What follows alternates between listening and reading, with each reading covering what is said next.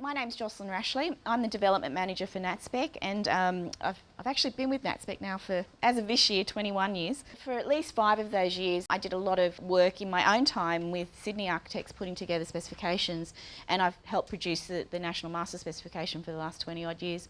This seminar is in 2 parts. The first part is an overview of specification writing and tips and tricks on what you might do when you want to put that spec together. This is the overview of specification writing.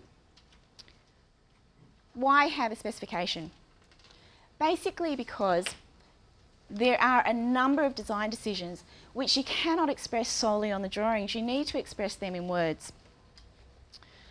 It's like you can't actually express quality on the drawings. You need to express the quality that you require in your job in your specification in words.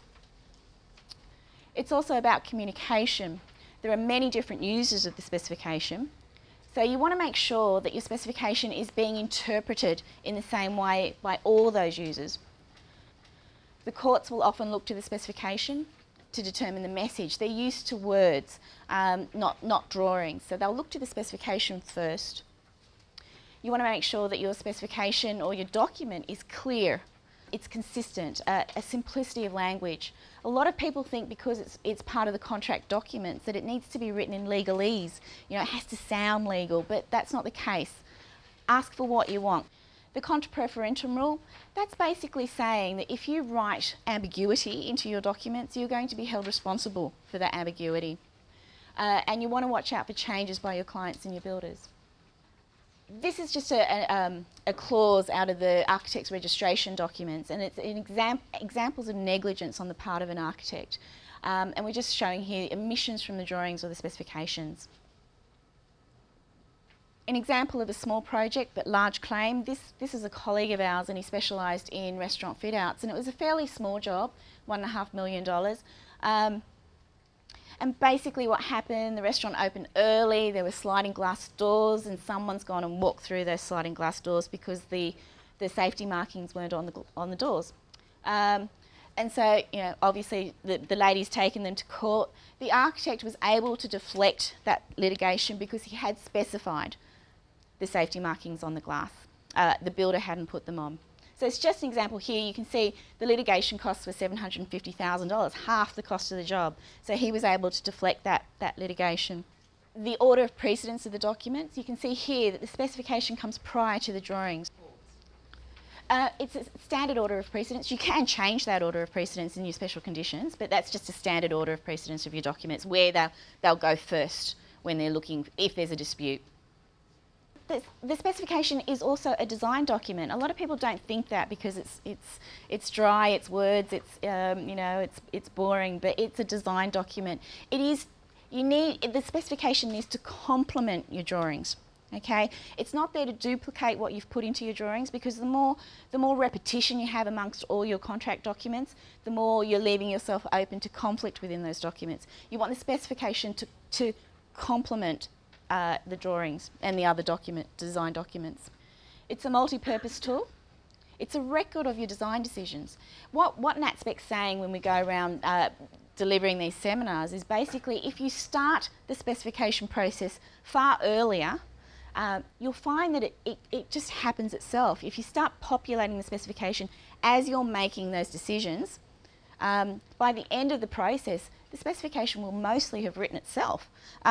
See, I don't know about you guys, but we often get phone calls from people saying, I need a specification, I need the subscription tomorrow because I've got to write a specification over the weekend. You know, and it's not enough time, depending on the size of your job, but even then, it's not enough time to write a good document. You know, you need to start the process earlier. And this is what we're saying here, it's a record of the decisions that you've been making throughout the process. It can be an estimating document, a tendering document.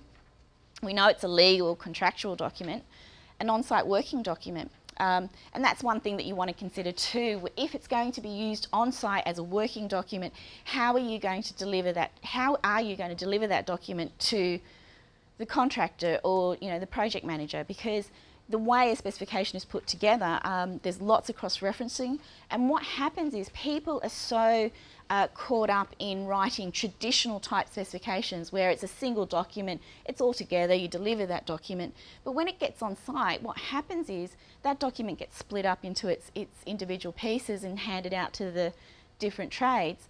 But if they're only getting their particular section, they're only getting half the story, because all those work sections cross-reference other work sections. So you need to be aware that when that document is used as a working document, how that's going to be split up and given to all the trades. It can be a dispute settlement document, a project management tool, and it can also show your compliance with all the statutory requirements. Are you complying with the local government requirements? Are you complying with the Building Code of Australia?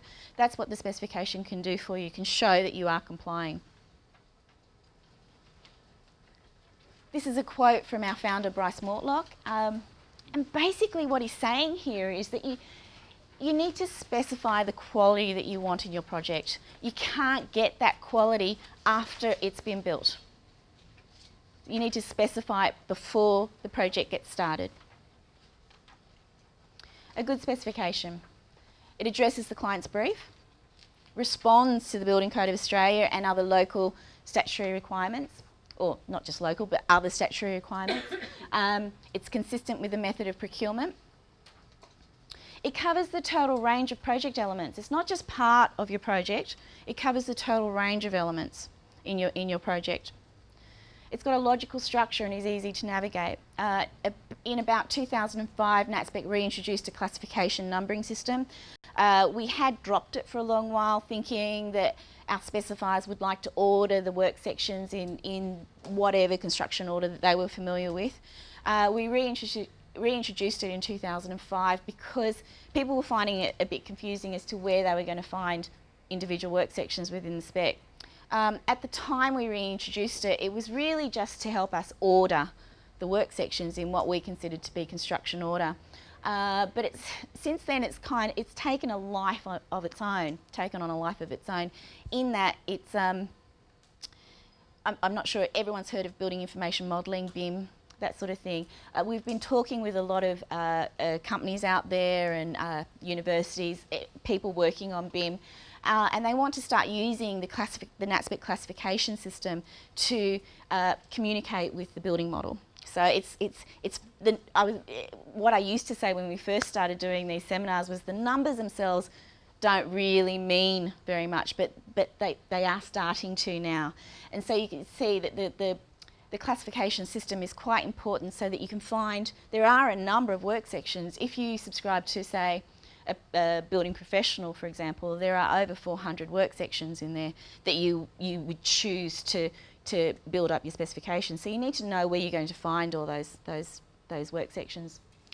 You want to make sure that the specification cites other documents precisely and meaningfully. You're not just referencing a document because it seems sort of relevant to what it is that you're specifying. You want to make sure it's a precise and meaningful reference. It's got a consistent approach to grammar and language. Depending on the size of your job, you may have a number of different people writing the same specification, someone doing the finishes, someone doing structure, someone else doing the civil side of things. So you want to make sure everyone's on the same page when they're writing that document. And we have a document called the Style Guide in NatSpec, which everyone in our office has a copy of on their desk. And it says, basically it says, okay, well this is the method of measurement that we use, and this is how we refer to those abbreviations for measurements. So everyone is consistent in the way they refer to things. The fact that NatSpec, the name, is always all uppercase. It's never sort of a capital N and the rest lowercase. That's how we refer to it. So that's in our style guide. It's something that, you know, if you've got a number of people in your office writing documents, you might consider creating your own style guide or building on the NatSpec one, just so that everyone is consistent in the way they're using language and grammar. And you want to make sure, as we've said before, that the specification complements your drawings and other contract documents, because as we said, the more you duplicate the information between all those documents, the more you're leaving yourself open to conflict. Okay, and this slide basically shows you the BCA Volume 2 contents, and we're just pointing out here that a lot of the clauses within the Building Code of Australia are also NatSpec work section titles.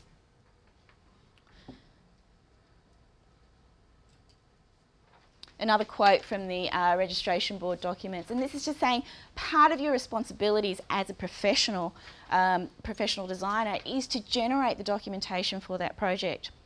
So that you can cost it and build it and all of that sort of stuff. You know, so that's part of your professional responsibilities. Types of specifications. There's 4 types: performance, descriptive, proprietary and reference.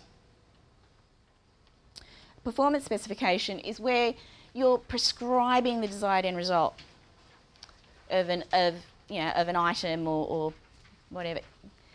You want to make sure that you say the criteria by which it's going to be judged. And there's an example of a performance clause from the Water Petitions work section.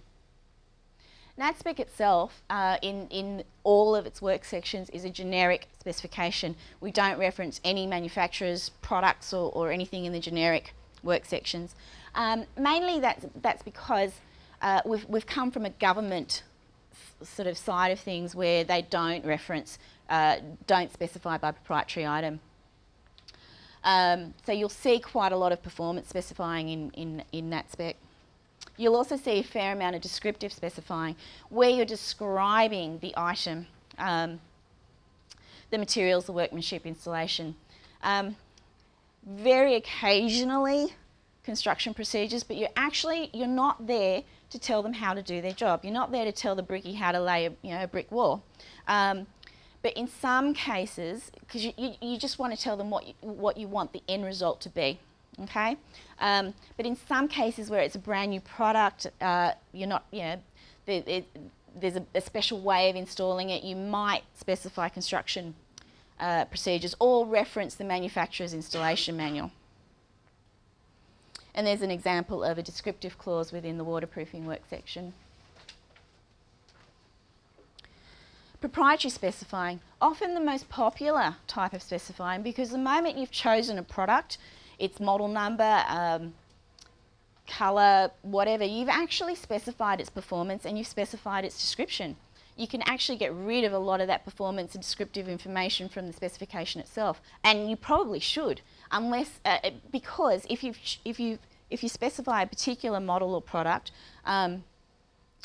if you don't remove that, if you don't look at that descriptive and performance information, it might well conflict with the product that you've chosen. Okay, so and this is what you do as designers. You spend your time choosing the products that you want to use in your particular project. So it's actually a very quick way of specifying.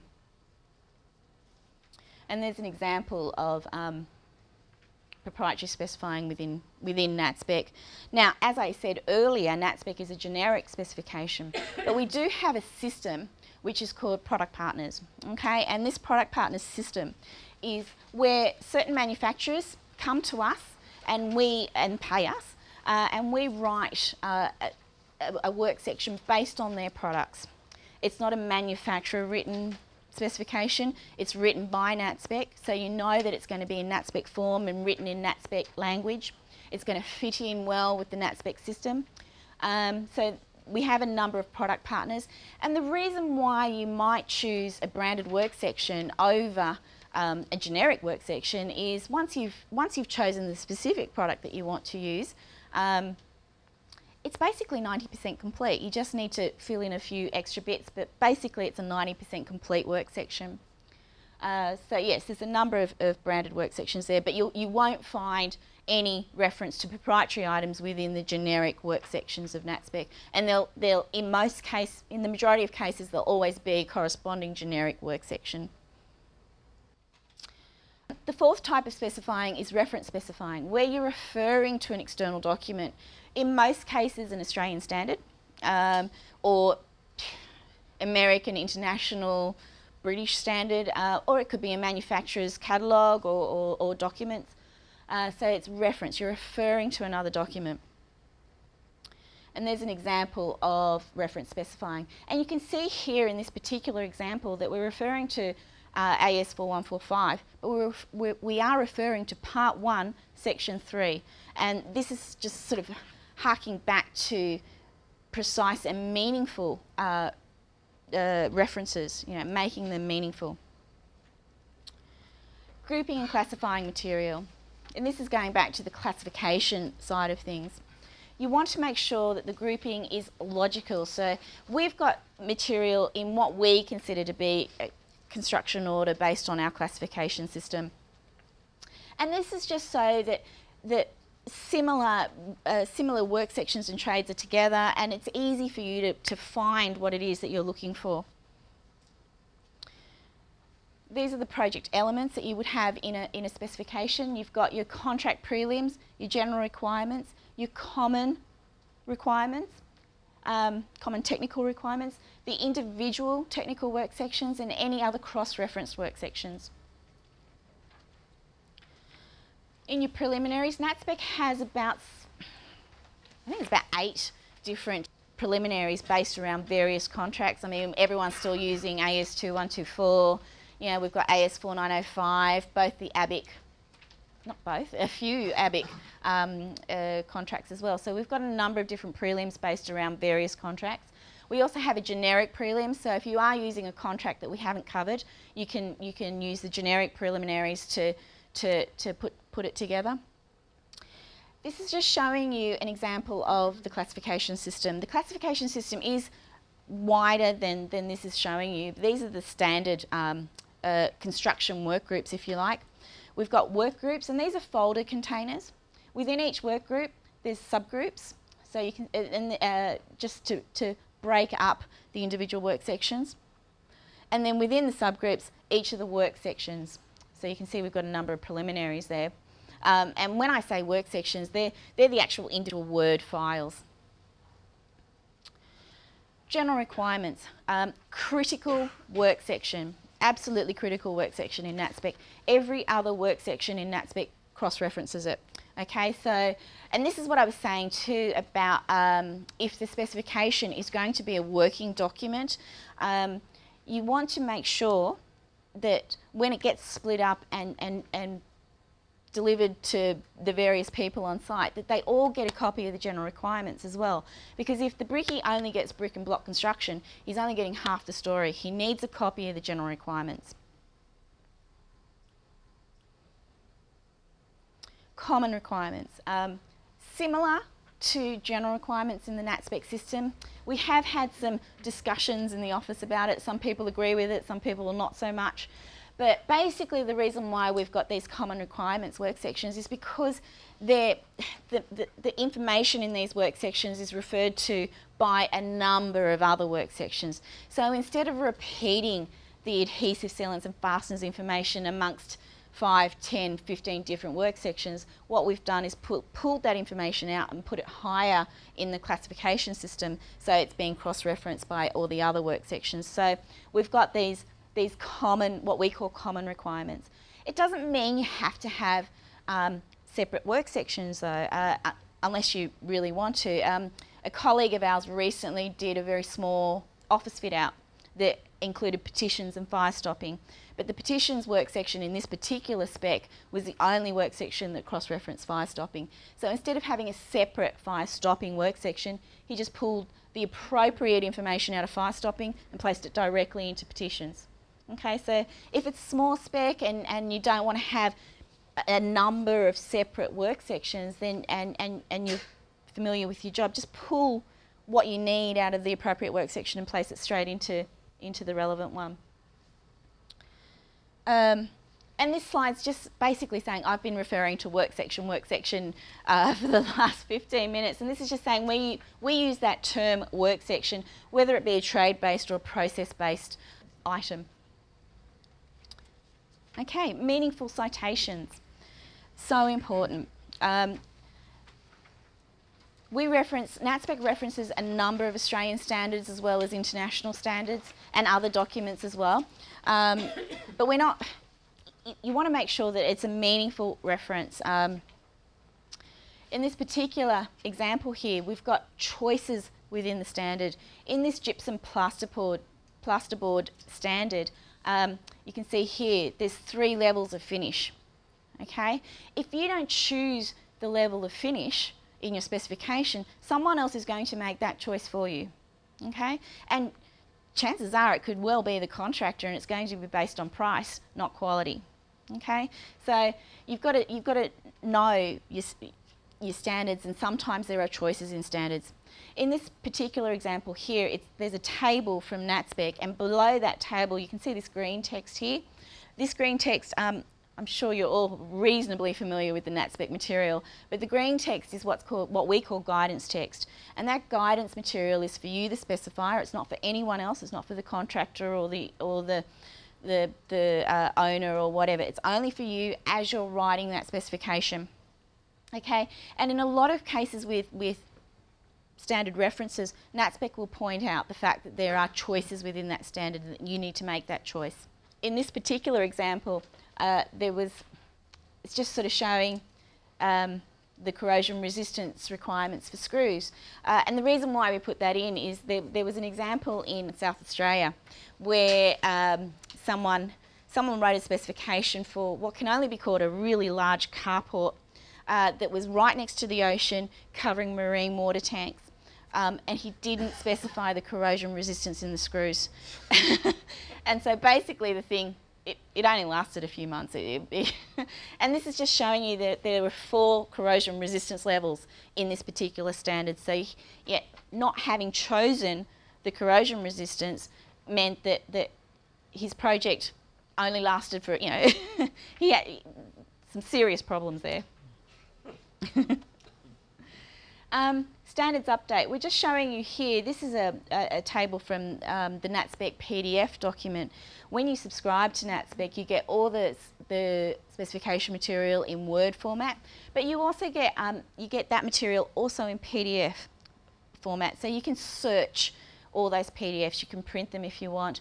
The reason why you get it in PDF is so that you can search the whole lot rather than opening up, 20, 30 different Word documents trying to find what it is that you want. You also get the PDF with this yellow highlighting in it, and what that yellow highlighting shows is the changes that we've made since the last update. Okay, so if you're in the middle of a specification when we release the next update, have a look at the PDF to see if you need to make any changes to the documents that you're currently working on. Or if you have any of your own Office Masters that are based on NatSpec, have a look at the PDF and make those update changes. Oh, and I put this table up here because it just shows you the table with the safety markings for the glass sliding doors. Okay, have a read of that that sentence. Do we have any comments? Have you used it yourself?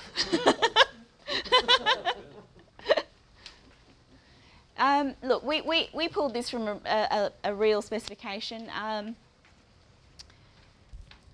It's interesting, but we've just talked about meaningful citations, meaningful references to standards and that sort of thing. This isn't necessarily the catch-all that you think it is. It's just there to sort of make you think a little bit. Look, some of the comments that I've received, it's an abdication of your professional responsibility. You've been hired to write that specification and do the work. I don't know. There's 2 schools of thought on that one, but it's just there to sort of get you to think about it a little bit. Okay. Words, words, words. You want to make sure that your specification has a consistent approach to grammar and language. What I was referring to before, where you might have a number of different people writing the one document, and you want to make sure that everyone's writing in the same manner. This is a copy of the style guide that NatSpec uses. It's in PDF format in your package. If you're interested, we're more than happy to give it to you in Word format if you want to expand on it yourself. Terminology is so important so that everyone's on the same page when you're referring to something. These are the 2 documents that we refer to first. If we're looking for a definition on an item or or anything, we'll look to these two documents, then we'll look to the standard, and if it's not in the standard, then we will write the definition ourselves. There is another document called Defined Terms within NatSpec, which you won't find those terms defined anywhere else. We've had to define these documents ourselves, these terms ourselves. NatSpec is written in an imperative format, which is basically meaning very concise. The next example here is these 4 sentences all say the same thing, but NatSpec's written in the last example there.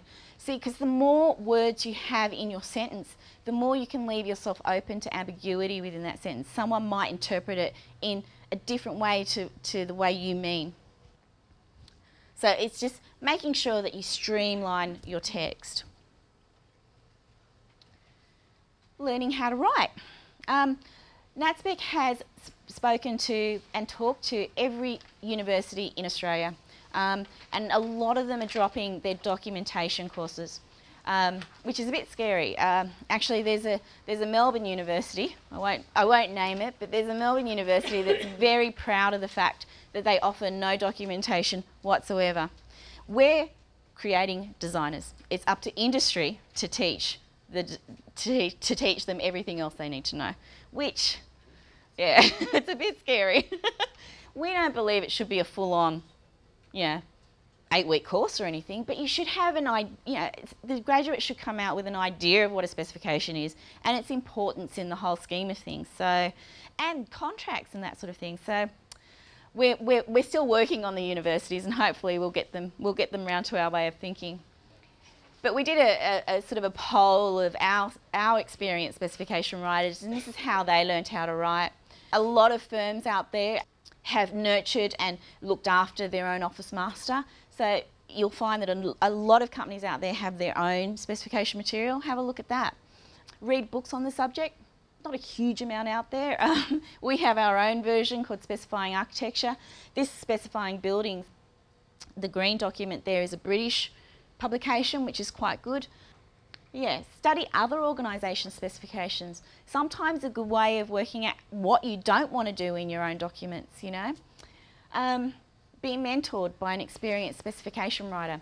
I particularly like that one. We've got a few examples where some of the larger firms, certainly in Sydney here, some of the larger firms have, over the years, they've got a specification writer who writes all the specs for their firm, which is fine, it works for them. But what has happened over the last few years is that experienced specification writer has retired, and that skill of specification writing hasn't been passed down to the other members of the firm, so they've lost that skill that they had. And we know of 2 cases actually where a couple of people have been begged out of retirement so that they can continue writing specifications for the firm.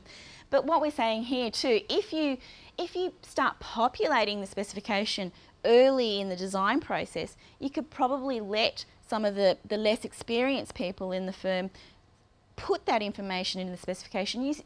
You still need to check the material, but at least they're getting their hands in and getting a little bit of experience in writing that specification. Okay, you want to ask yourself, does the specification, does it fit in with the drawing, the schedules and the contract? Are all your documents complementary to each other? Is it addressing all the users of the specification? There's a number of different users of that spec, so you want to make sure it's addressing everyone. Are you asking for something feasible? Can you verify what you're specifying?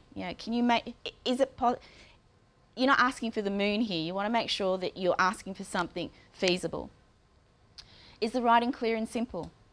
Ask for what you want. Say what you mean. Plain English. Has it been proved? Such a simple thing.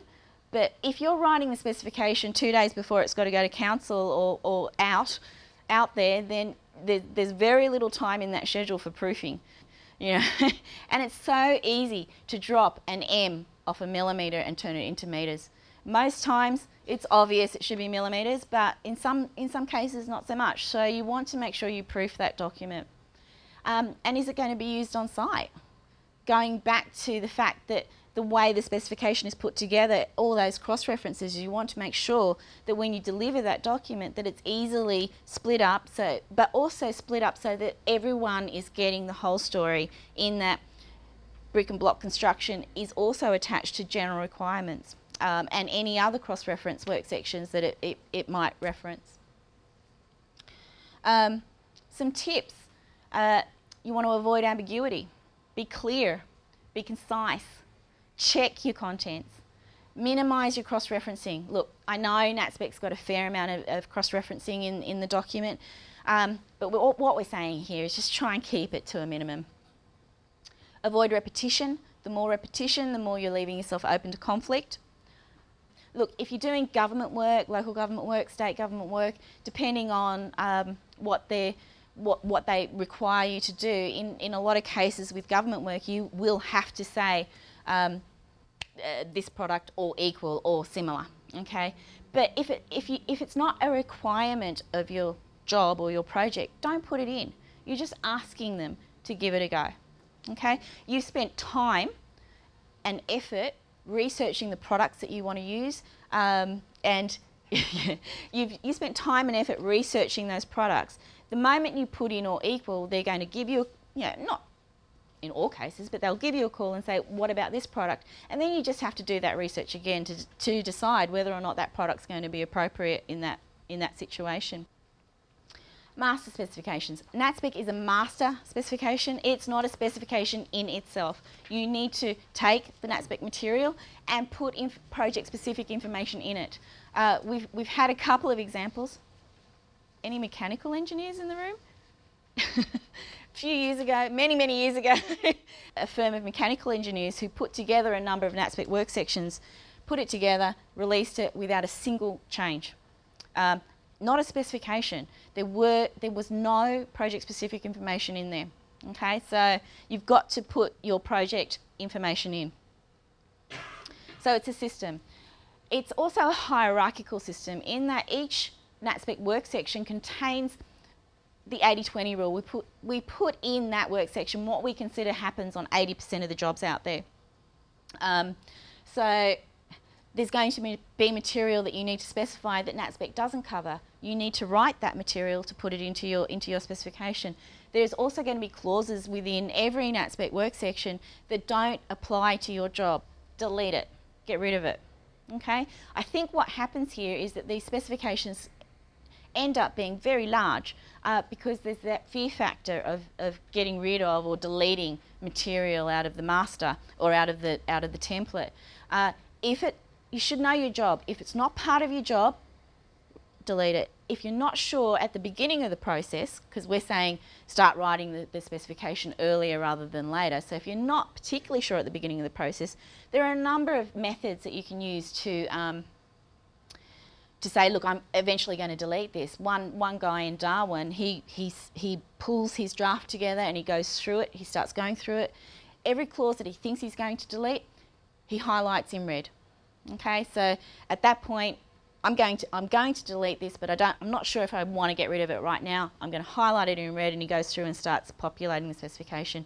At the end of the process, he just does a search on all the red text and gets rid of it or reinstates it based on, whether or not that material has been, that clause is part of his job.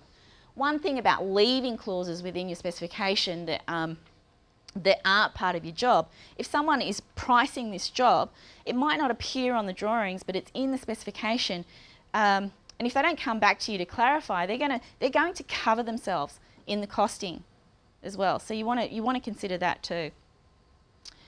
NatSpec has prompts and schedules within the specification material that you need to put in project-specific information or delete the prompt or the schedule.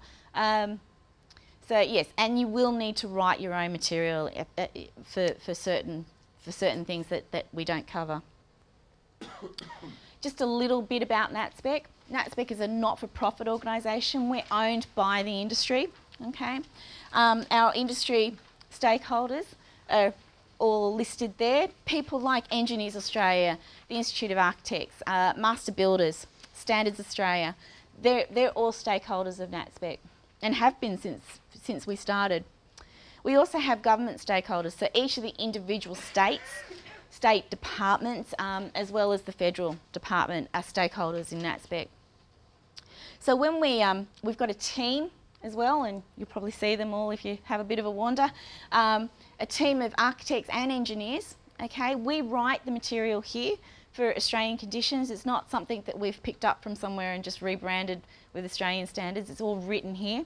And when we write that specification, it's reviewed by the industry, by consultants, government, and manufacturers. Often when we're putting together a branded work section, for example, it will then sort of trickle down into our generic material. Okay, and that is the end of part 1.